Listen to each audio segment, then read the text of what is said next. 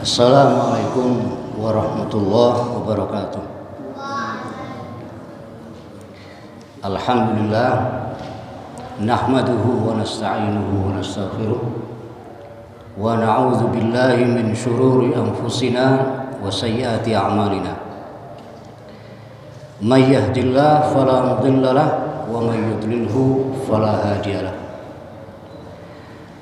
Asyhadu an la ilaha illallah wa asyhadu anna Muhammadan abduhu wa rasuluh.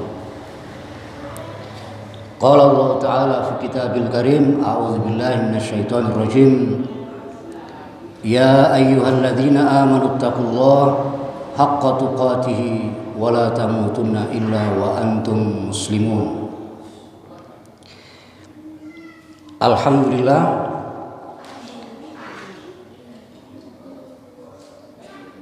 kita panjataken puji syukur tumuju dumateng Allah Subhanahu wa taala. Dene menapa wonten ing kesempatan dalu menika kita sedaya taksih tansah pinaring rahmat saking Allah Subhanahu wa taala sehingga kita saged kempal wonten ing majelis ingkang dipun mulyakaken dening Allah Subhanahu wa taala. Jamaah ingkang berbahagia, wonten ing pengaosan bulan ingkang kepengker kita sampun waos surah Al-Baqarah ngantos ayat ingkang kaping kalih. Inggih menika bilih Al-Qur'an ingkang boten wonten keraguan babar blas menika adalah merupakan setunggalipun petunjuk kangge tiang-tiang ingkang muttaqin, tiang-tiang ingkang takwa. Salajengipun wonten ing ayat ingkang kaping 3 ugi mangke wonten ing ayat ingkang kaping sekawan mangke badhe jelasaken bilih di antara sifat muttaqin, sifat-sifat orang yang bertakwa itu adalah sebagaimana ingkang dipun jelasaken wonten ing ayat ingkang kaping 3 ugi wonten ing ayat ingkang kaping sekawan. Walaupun sebenarnya menurut penelitian ulama paling tidak mangke wonten 11 ciri utawi 11 sifat ingkang berkaitan dengan sinten ingkang dipun maksud dening utawi yang dimaksud dengan orang-orang yang muttaqin itu. Dados kita lajengaken A'udzu billahi minasyaitonir rajim. Alladzina yu'minuna bil ghaibi wa yuqimunas salata wa mimma razaqnahum yunfiqun. Alladzina utawi muttaqin iku wong-wong yu'minuna kang padha percaya bil ghaibi kelawan ingkang samar sesuatu yang gaib wa yuqimunas shalah lan anjumunengake as-shalat ing salat wa mimma dan dari sebagian apa atau sesuatu razaqnahum yang kami telah memberikan rezeki kepada mereka yunfikun iku padha belanjaake dheweke kabeh. Jamaah yang berbahagia, kata alladzina adalah merupakan kata yang disebut dengan istilah na'at. Artosipun kata alladzina ini nanti adalah menjadi sifat dari muttaqin ingkang sampun dipun sebut wonten ing ayat saderengipun. Dengan kata lain bahwa nanti ayat berikut ini dan ayat yang keempat adalah diantaranya menjelaskan sifat-sifat tiang-tiang ingkang dipun wastani muttaqin menika. Sifat ingkang pertama inggih menika yu'minuna bil ghaibi. Dheweke kabeh padha percaya, padha ngimani marang barang kang samar. Sifat ingkang kaping kalih wa yuqimunas shalah. Lan dheweke kabeh padha anjumenengake salat.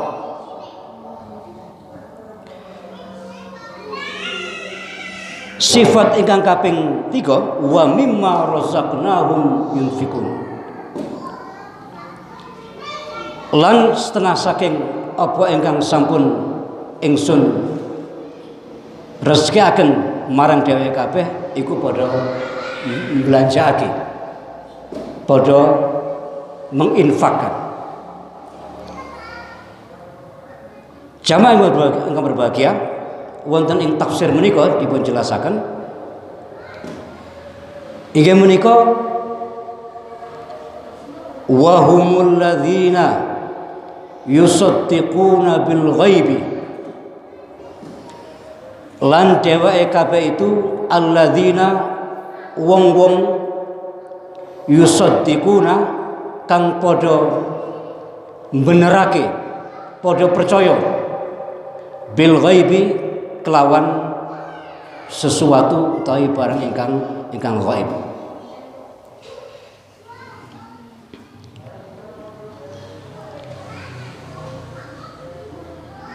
Jamaah yang berbahagia, persoalan gaib menika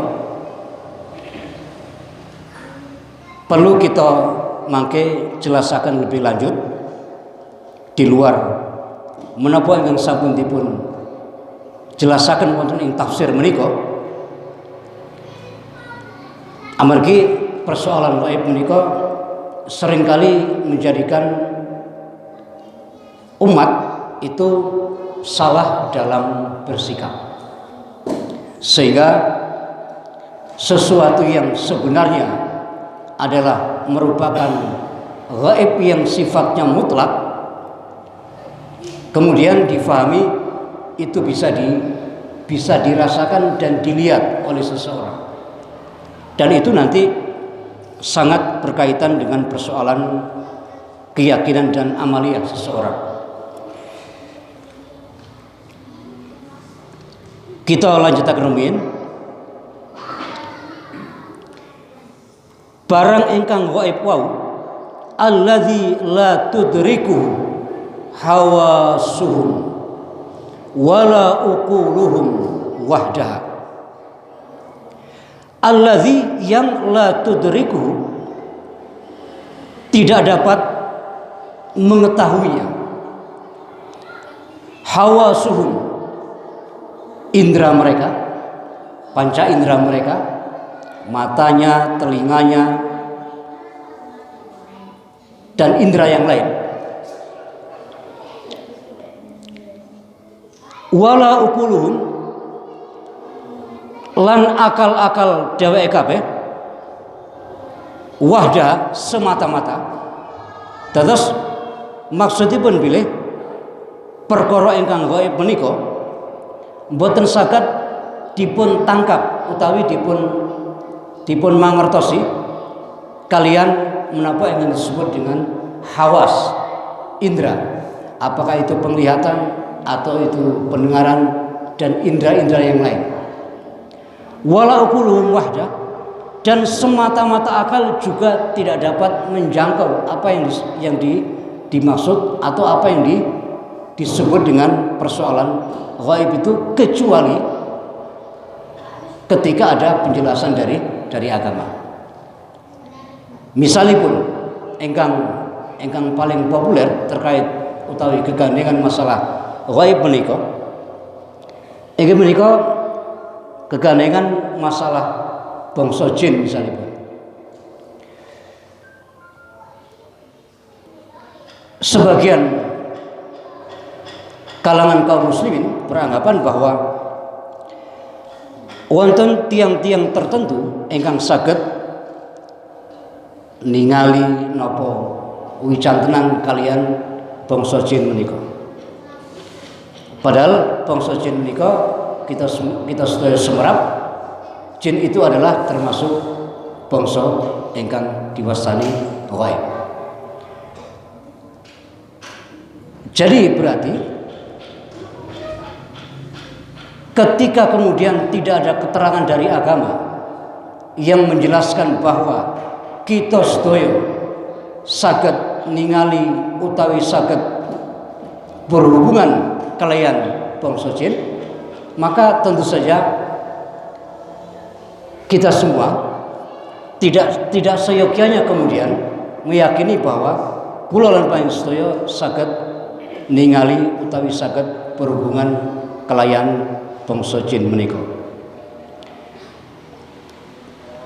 Dan ini merupakan ketentuan asal, karena ghaib itu pada asalnya adalah sesuatu yang sifatnya terdinding, sesuatu yang sifatnya terhijab. Kita dengan sesuatu yang dimaksud itu, di antaranya adalah bangsa jin menika. Di antara pendapat yang menyatakan bahwa ada orang yang bisa berhubungan atau dapat melihat bangsa jin misalnya, didasarkan kepada sebuah peristiwa nalika Abu Hurairah dening Rasul dipun pasrahi supados njaga zakat. Kemudian satu ketika Abu Hurairah ingkang jagi barang zakat menika kemudian dipun dugeni kalih wonten ing hadis menika disebut fa'atani atin. Terus Abu Hurairah cerita bilih fa'atani atin, kemudian mendatangi saya atin, yang biasanya pun atin itu diartikan sesuatu yang datang. Nah, sesuatu yang datang wonten Abu Hurairah menika bangsa napa? Kemudian walhasil wonten ing riwayat menika dados critanipun ingkang ndugeni Abu Hurairah itu ngantos 3 dinten gitu. Hari pertama datang malah dia cerita bahwa dia sangat butuh sehingga dia harus minta sebagian dari barang zakat itu. Malam kedua juga begitu, datang lagi kemudian menyampaikan dia membutuhkan. Malam ketiga juga seperti itu. Ringkesipun cerita, kemudian Abu Hurairah ini lapor ke Rasul, cerios den Rasul bilih selama 3 hari berturut-turut piyambakipun Abu Hurairah menika dipun dugeni seseorang atin. Nah, kemudian Rasul napa istilahipun tanglet datang Abu Hurairah menika. Wonten ing riwayat menika dipun ceritakan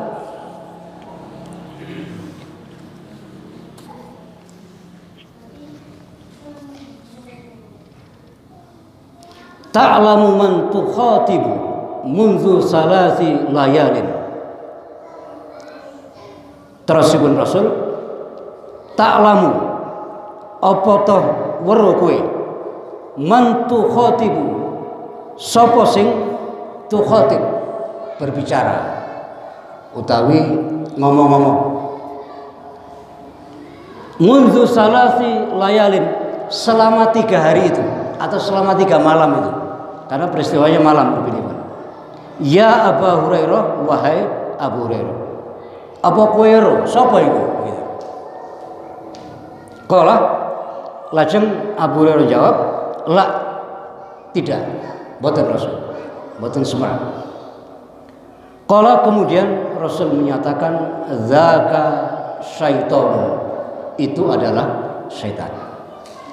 Saking riwayat menika, terutama saking lafaz zaka syaiton, kemudian banyak pemahaman ingkang menyatakan bahwa yang datang kepada Abu Hurairah ketika itu adalah bangsa jin, gitu. Nah, kemudian dari sini juga lalu difahami berarti menungso itu bisa melihat bangsa jin, gitu. Jamaah yang berbahagia, ketika Rasul tanglet datang Abu Hurairah, hei Abu Hurairah, apa toh kowe weruh? Apakah kamu tahu siapa yang sudah bercakap-cakap dengan kamu selama 3 malam itu? Abu Hurairah menjawab, mboten Rasul, la, tidak tahu. Lajeng Rasul katakan, zaka syaitan, itu adalah syaitan. Rasul menyatakan zaka syaitan, itu adalah syaitan. Ini tentu tidak kemudian secara otomatis menunjukkan bahwa itu bangsa jin. Kenapa? Kita sedaya sampun semerap bilih ingkang dipun wastani syaitan menika adalah syayatinal ins wal jin. Bahwa syaitan itu bisa saking bangsa manusia, bisa juga dari bangsa jin. Jadi artinya semata-mata Rasul menyatakan zata syaitan itu belum tentu menunjukkan bahwa yang datang selama 3 malam berturut-turut dumateng Abu Hurairah menika bangsa jin. Belum tentu menunjuk kepada itu. Atau dengan kata lain, ucapan zaka syaitan itu bukan berarti memastikan bahwa yang datang kepada Abu Hurairah selama 3 malam berturut-turut itu adalah jin. Artosipun bisa jadi yang datang itu adalah memang manusia, gitu. Hanya memang Abu Hurairah belum tahu siapa orang ini. Adapun kemudian Rasul menyatakan itu adalah setan karena memang ternyata dia ini berdusta, begitu kata Rasul. Dia ini berdusta. Artinya sebenarnya dia tidak membutuhkan zakat itu. Dia tidak butuh itu sebenarnya. Berdusta dia. Nah, kita sudah semerap bahwa berdusta itu adalah merupakan sesuatu yang sangat dilarang oleh agama. Jadi berarti orang itu tadi yang datang kepada Abu Hurairah itu melakukan sesuatu yang dilarang oleh Allah, maka dia adalah setan. Karena kita tahu setan itu adalah merupakan sifat sesuatu yang tidak baik, sifat dari sesuatu ingkang mboten dipun benarkan dari Allah Subhanahu wa taala. Yang kedua, kalaupun seandainya ucapan Rasul yang menyatakan bahwa zaka syaitan itu adalah setan difahami adalah bangsa jin, maka ini tidak otomatis juga menunjukkan bahwa kita sedaya bisa melihat bangsa jin itu dalam bentuk aslinya, gitu. Kenapa? Karena pada peristiwa ini Aten tadi yang datang tadi itu adalah tentu dalam bentuk manusia. Terus istilahnya pun kalau memang itu bangsa jin berarti ketika itu jin menika ngembo istilahnya, berubah wujud menjadi manusia. Nah, jadi berarti menika boten saged dipun dadosaken dasar bilih kita saged ningali jin dalam bentuk aslinya. Kenapa? Ketika itu si Atin itu yang dugi wau yang datang tadi itu adalah dalam bentuk manusia. Dan jamaah yang berbahagia, memang bangsa jin diantaranya bisa merubah wujudnya dalam bentuk manusia.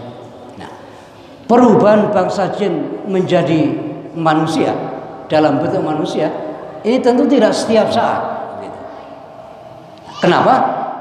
Memang tidak ada keterangan secara pasti bahwa artosipun mboten wonten keterangan saking Rasul apalagi saking Al-Qur'an yang menyatakan bahwa bangsa jin tidak dapat membo atau menjelma menjadi manusia setiap saat. Memang tidak ada keterangan seperti itu.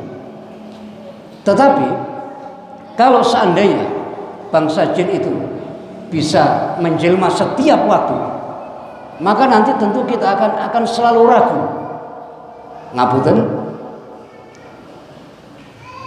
kalau seandainya bangsa jin saged membo setiap saat, maka tentu kita akan selalu ragu. Nuwun sewu, Mas Yanto, Pak Yanto. Kalau seandainya seperti itu, bahwa bangsa jin menika saged membo setiap waktu, maka bisa jadi kita semua ragu. Jangan-jangan kula ingkang dugi menika mboten aksin gitu. Jangan-jangan jin ini yang datang. Begitu nanti. Kenapa? Karena kan Bapak juga tidak tahu. Saya tadi datang dari rumah itu, terus ceritanipun wau ngeten. Qadarullah mobil ingkang beto kita wau menika parkir wonten ing ngajeng ten pinggiripun jalan raya menika. Berarti dari rumah ke depan saya berjalan sendiri. Artosipun Ustadz Zizi, terus Mas Rito, dia tidak bisa memastikan yang datang ke mobilnya itu ahsin atau jin ini, begitu nih. Apalagi Ustadz Rifki pasti tidak bisa memastikan apakah yang duduk di belakangnya tadi di mobil itu ahsin atau jin ini, begitu. Nah, terus tentu saja kalaupun bangsa jin memang oleh Allah satu ketika diberi kemampuan untuk kemudian menjelma menjadi manusia, itu tentu tidak setiap saat, dan itu tentu atas kehendak Allah Subhanahu wa taala. Gitu. Karena istilahnya pun lari saniki beda dimensi istilahnya. Nah, untuk kemudian bisa melewati dimensi yang lain, ini tentu ini bukan sesuatu yang mudah. Gitu. Mboten usah masalah dimensi ini, mboten usah ngoten. Engkang zahir mawon. Manusia ketika mau naik ke bulan itu butuh segala macam perangkat yang mungkin tidak semua orang mampu itu, atau bahkan tidak semua negara mampu itu, gitu, untuk sekedar bisa ke bulan. Apalagi kalau kemudian untuk kemudian masuk pada dimensi lain, nah begitu. Bangsa jin ingkang notabene ghaib menika alamipun alam ghaib, kemudian dia mau masuk pada dimensi manusia, menjelma menjadi manusia, ini tentu bukan sesuatu yang mudah. Terus tentu memang Allah pada saat itu berkehendak mengizinkan dia untuk kemudian membuat dados manusia. Dados bukan karepe jin, bukan. Mboten sak karepe dhewe piyambake. Sebab kalau dengan sak karepe dhewe jin menika saged membo setiap waktu, nggih ngoten nau. Jangan-jangan kula mboten aksin menika. Malah kalau kita ambil contoh yang ekstrim, naudzubillah nggih. Nika damel nazir, damel perbandingan. Nuwun sewu. Menawi setiap waktu bangsa jin menika saged membo, menapa mboten dipun ragukan siapa yang malam-malam masuk ke kamar istrinya itu. Nah itu. Jangan-jangan bangsa jin gitu nanti. Mila menika jamaah ingkang berbahagia, dados gegandengan kelawan bangsa gaib menika ing antawisipun bangsa jin menika, tentu dia tetap berada di alamnya, ingin menika alam gaib. Dados mboten saged kula lan payung sedaya sebagai manungsa biasa menika saged ningali utawi berhubungan kelayan bangsa jin menika dalam bentuk aslinya. Tentu mboten saged. Kalaupun kemudian bangsa jin saged membo, itu adalah semata-mata karena Allah mengizinkan dan tidak setiap waktu itu bisa terjadi.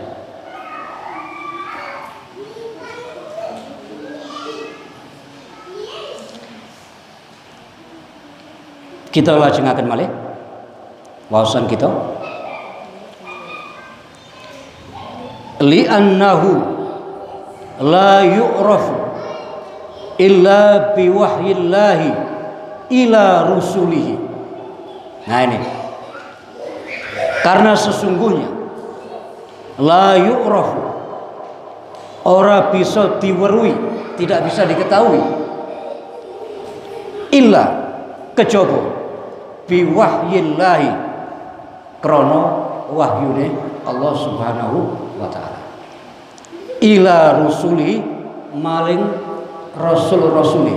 Nah, mila menika wonten ing setunggalipun ayat sewu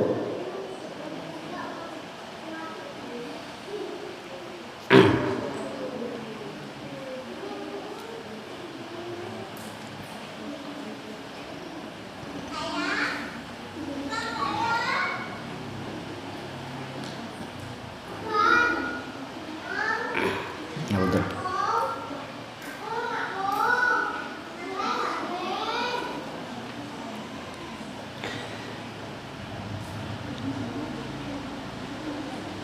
Misalipun wonten ing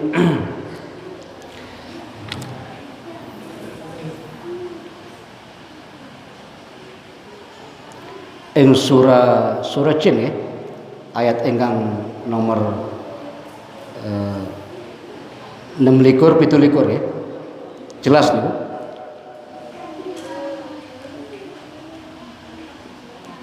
A'udzubillahi minasyaitonirrajim. Allah berfirman, alimul ghaibi. Dados Allah ingkang mangertosi persoalan ghaib. Fala yuzhiru ala ghaibihi ahadan. Maka la yuzhir. Ayat menika ngangge lafaz yuzhir. Yuzhir itu mutaaddi. Mutaaddi itu artinya fi'il menika, kata kerja menika betahkan maf'ul istilahnya. Terus bila menika artosipun maka Allah tidak memperlihatkan. Nah itu. Jadi bukan kemudian barang ghaib itu sakara dhewe memang, tapi fala yuzhir, maka Allah tidak menampakkan. Gitu. Allah boten sing barang ghaib, Allah yang tidak menampakkan. Artosipun ini menunjukkan bahwa kalau kemudian bangsa jin menika membo, itu adalah karena Allah yang menampakkan dia itu menjadi seperti bangsa manusia gitu. Nah, ahadan kepada siapapun. Jadi siapapun tidak bisa seperti itu. Illa manirtada, kejaba wong-wong kang diridhoi dening Allah. Sinten menika? Min rasulin, saking rasul. Dados artosipun kalau rasul yang notabene merupakan makhluk ingkang dipun ridhani dening Allah, panjenengan saged mergi rasul adalah utusan Allah yang dia mempunyai mukjizat. Jadi kalau rasul pasti bisa. Tetapi kita sedaya menurut ayat menika fala yuzhiru ala ghaibihi ahadan. Allah boten menampakkan masalah ghaib mau ahadan datang siapapun. Kejaba illa man irtada min rasul. Kejaba namun dumateng rasul.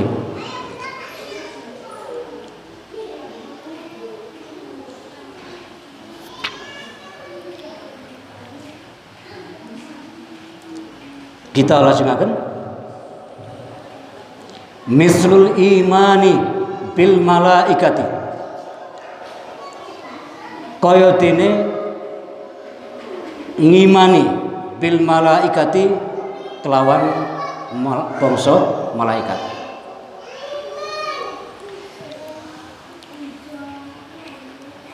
Wal jannati lan surga, wan nari lan neraka, wa ghairi zalika lan sak liya-liyane. Ngoten gampangane. Mimma akhbarallahu bihi, setengah saking barang gaib ingkang Allah habaraken, ingkang Allah semerepaken. Jadi lagi-lagi Allah di sini failnya. Allah yang menentukan itu. Bukan sakarepe si barang gaib bukan. Wa akhbara bihi rasuluhu sallallahu alaihi wasallam, utawi ingkang sampun dipun habaraken dening Rasulullah sallallahu alaihi wasallam. Dados apa yang sudah dihabarkan baik oleh Allah ataupun Rasulnya, bahwa malaikat, surga, neraka dan lain sebagainya, wa ghairi dzalik mimma akhbarallahu bihi au akhbara bihi Rasulullah sallallahu alaihi wasallam, adalah sesuatu yang Allah dan Rasulnya kabarkan. Ini merupakan persoalan ghaibiyah. Jadi kalau seandainya ada kemudian yang menyatakan kulo saged berhubungan kalian malaikat misalnya pun, tidak mungkin, mustahil. Kan sering niku wonten apa pernyataan misalnya pun wonten seseorang yang katanya berhubungan dengan malaikat tertentu misalnya. Kan wonten biasa dengan. Nah, tentu itu tidak mungkin.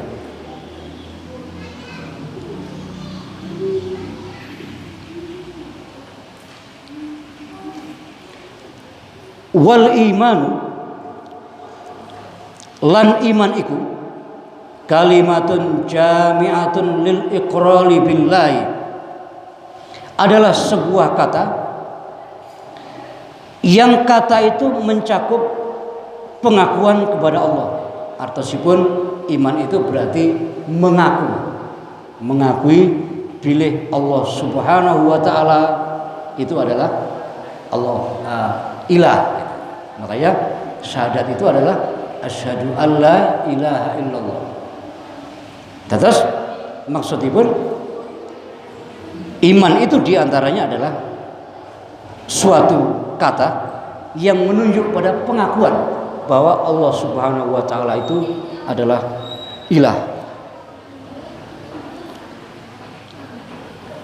Wa malaikatihi, dan pengakuan terhadap malaikat-malaikatnya, wa kutubihi, dan kitab-kitabnya, wa rusulihi, dan rasul-rasulnya, wal yaumil akhiri, dan pengakuan akan adanya hari akhir nanti,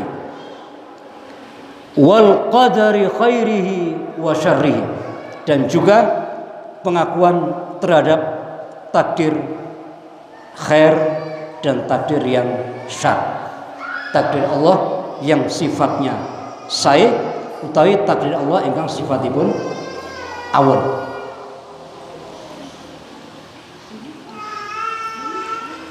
Wa tasdiqul iqrari bil qawli wal amali bil qalbi wal lisani